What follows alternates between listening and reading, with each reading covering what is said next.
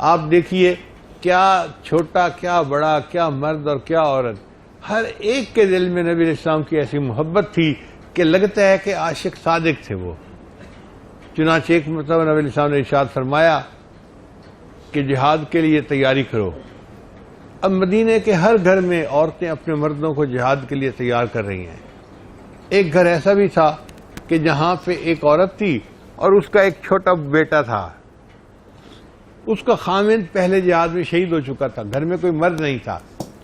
اب وہ عورت رو رہی تھی کہ اگر میرا خامند زندہ ہوتا تو میں اس کو تیار کر کے نبی علیہ السلام کے ساتھ بھیجتی، مجھے بھی شرف حاصل ہوتا کہ میرے گھر کا مرد نبی علیہ السلام کے ہمراہ جہاد کے لیے نکلا ہے، لیکن اب تو گھر میں کوئی مرد نہیں تو میں کیا کروں۔ اب وہ رو رہی ہے۔ جب رو کے ہلکان ہو گئی تو اس نے اپنے بچے کو اٹھایا، سینے سے لگایا اور مسجد نبوی میں آ گئی۔ نبی علیہ السلام تشریف فرما تھے، آ کر عرض کرنے لگی، اے اللہ کے حبیب صلی اللہ علیہ وسلم، آپ میرے بچے کو جہاد کے لیے قبول کر لیجئے۔ نبی علیہ السلام نے فرمایا کہ یہ بچہ جہاد میں کیسے شریک ہو سکتا ہے؟ اے اللہ کے حبیب صلی اللہ علیہ وسلم، جس مجاہد کے پاس ڈھال نہ ہو آپ میرا بچہ اس کو دے دیں، تاکہ جب دشمن تیر برسائے تو وہ مجاہد تیروں سے بچنے کے لیے میرے بیٹے کو آگے کر دے، میرا بیٹا دشمن کے تیروں کو روکنے کے کام آ سکتا ہے۔ آج بچے کو کانٹا چبھے ماں سے برداشت نہیں ہوتا، اور یہ ماں اپنے بچے کو پیش کر رہی ہے کہ دشمن کے تیروں سے بچنے کے لیے میرے بیٹے کو آگے کر دے، میرا بیٹا دشمن کے تیروں کو روکنے کے کام آ سکتا ہے۔ یہ محبت نبی علیہ السلام کی تھی ان کے دل میں، کیا مرد اور کیا عورتیں، کیا بچے اور کیا بوڑھے۔ چنانچہ سیدہ اسماء رضی اللہ عنہا کا واقعہ کتابوں میں لکھا ہے کہ جب پہلے دن وہ غار ثور میں کھانا دے کر چلی گئیں، دوسرے دن آئیں تو ان کے ماتھے پہ زخم کا نشان بھی تھا اور وہ بڑی اداس، غمزدہ، ڈپریس لگ رہی تھی۔ نبی علیہ السلام نے پوچھا، اسماء آج تم بڑی غمزدہ نظر آ رہی ہو، خیریت تو ہے، کیا ہوا؟ کہنے لگی، اے اللہ کے حبیب صلی اللہ علیہ وسلم، کل جب میں آپ کو کھانا دے کے واپس جا رہی تھی، مکہ مکرمہ داخل ہوئی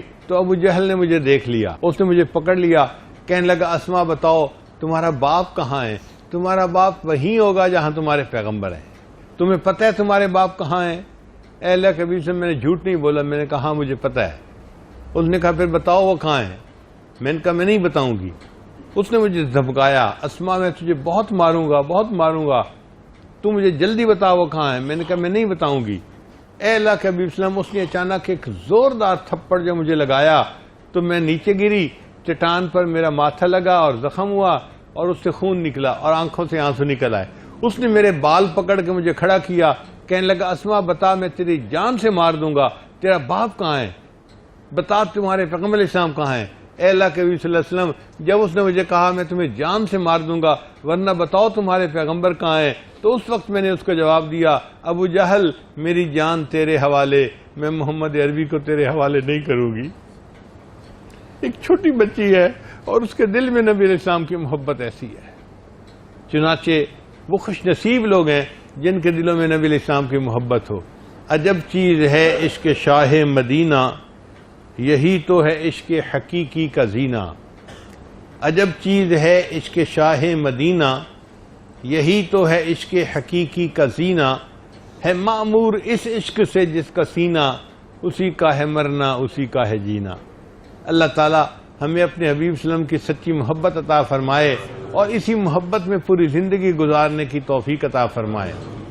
یہ نعمت ہے، یہ اللہ تعالیٰ کی دی ہوئی ایک دولت ہے۔ چنانچہ دل چاہتا ہے کہ جب ملک الموت آئے، ہمارے اعضاء کو ٹٹولے تو نبی علیہ السلام کی سنت سے سجے نظر آئیں، ہمارے دماغ کو ٹٹولے تو علم نبی سے بھرا ہوا نظر آئے، اور ہمارے دلوں کو ٹٹولے تو عشق نبی سے بھرا ہوا نظر آئے، اور ملک الموت بھی گواہی دے کہ یہ تو کوئی میرے آقا کا غلام ہے جو اس دنیا سے جا رہا ہے۔ پھر ملک الموت یوں کہے، یا ایتھا النفس المطمئنہ ارجعی الی ربک راضیۃ مرضیہ فادخلی فی عبادی وادخلی جنت۔